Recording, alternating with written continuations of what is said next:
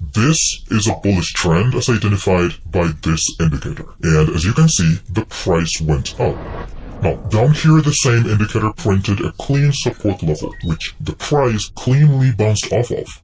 If we were to take a long position here, well, it would have been a profitable trade. Most trend indicators just show you the trend of the market, but not this one. This one goes the extra mile to show you the exact support and resistance levels, and even prints labels when these levels are retested by the price, helping you to easily craft a strategy out of it. In this video, I'm gonna show you exactly what this indicator is. Let's get into it. Now, to get started with this indicator, you first of all want to go to TradingView, the trading platform that I'm going to be using. If you need to sign up, there's going to be a link in the video description for you to do that. After that, you want to open any trading asset that you like. For me, I'm going to be using the 1 hour time frame of GBP/JPY. Next, you want to click on indicators and type in Kalman Trend Levels. And it's going to pick this one by Big Beluga. So what exactly is this indicator anyway? Well, the Kalman Trend Levels Indicator is a technical analysis tool for trend following and market analysis. It integrates the principles of Kalman filtering to detect trend shifts, highlight support and resistance levels, and visualize momentum changes.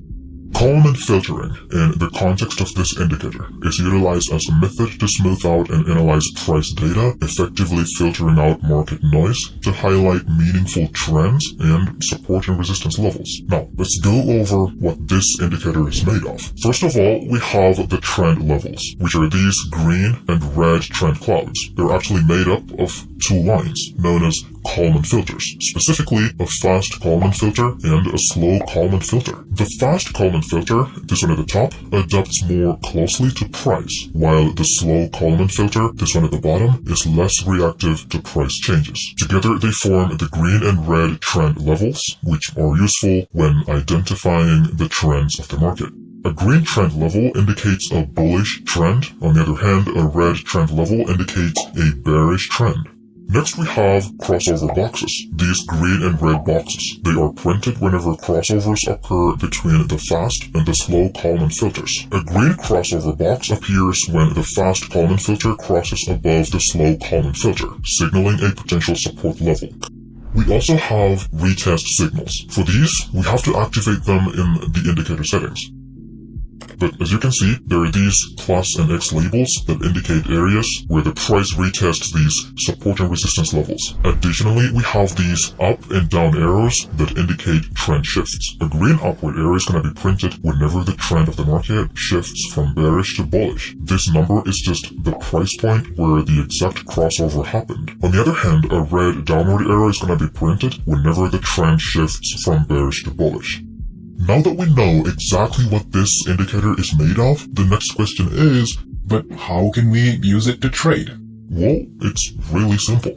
I first of all want to say this. The settings I'm going to be using for these strategies are the default settings. You just want to make sure to double click on the indicator and enable the retest signals. After that, click OK.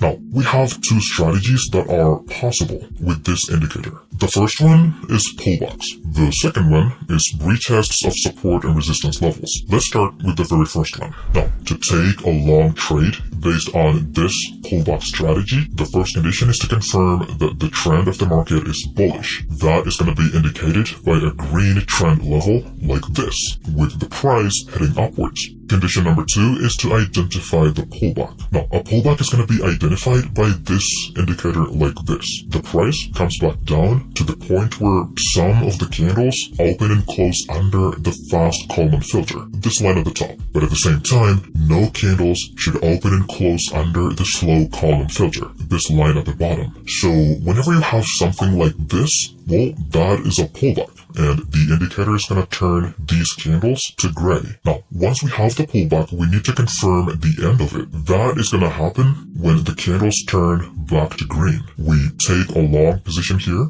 The stop loss goes under the most recent swing low, targeting 1.5 times the risk, letting the trade run,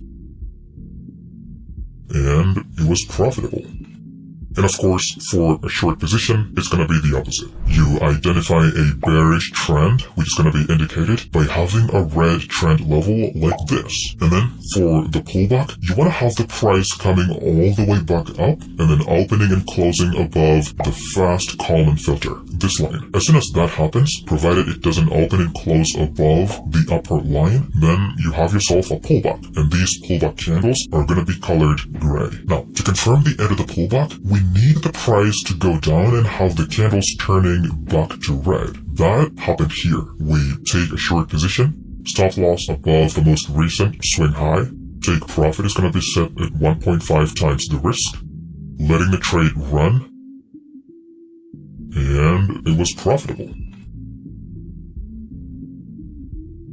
Now, that's just one of the simplest ways of trading with this indicator. And of course, you have to add other necessary confluences like market structure, price action, smart money concept, or whatever else that you use, including your own discretionary judgment to find profitability.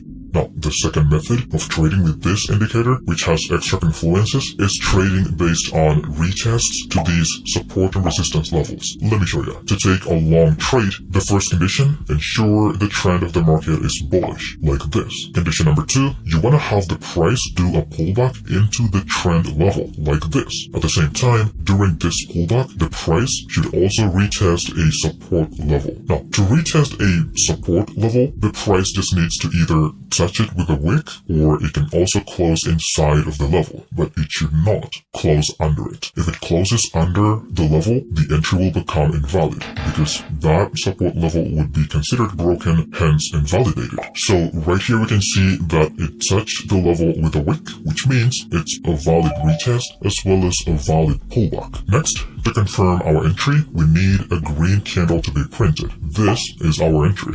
We enter a long position, stop loss at the bottom of the retest candle. The take profit is going to be set at 1.5 times the risk, letting the trade run, and it was profitable. And of course, for a short position, it's going to be the opposite. You identify a bearish trend like this, and then you want to have a resistance level, which is a red box like this. The price now needs to do a pullback into the trend level like this, with the candles changing color to gray. At the same time, during this pullback, it should either touch the resistance level with a wick, or it can even close inside the level, but it shouldn't close above it. Now, after the retest of the resistance level, we need to confirm signs of bearish continuation, which means we need at least one red candle to be printed. This indicates our entry. We take a short position here, put the stop loss above the retest candle. The take profit is going to be set at 1.5 times the risk, letting the trade run. And as you can see, the trade was profitable. The strategies showcased in this video are not complete strategies because they're only made up of indicators with no price action, market structure, or smart money concepts, or no any discretionary judgment, which usually form the bedrock of any profitable strategy. Because of that, they may not be profitable in other trading periods or time periods. So do your own extensive backtesting and figure out what other confluences you can add to make them complete strategies, increasing the chances of profitability. Well, that's been it for this video. I really hope you found some value. If you did, remember to leave a like or even consider subscribing to stay tuned. Thanks for watching. See you next time.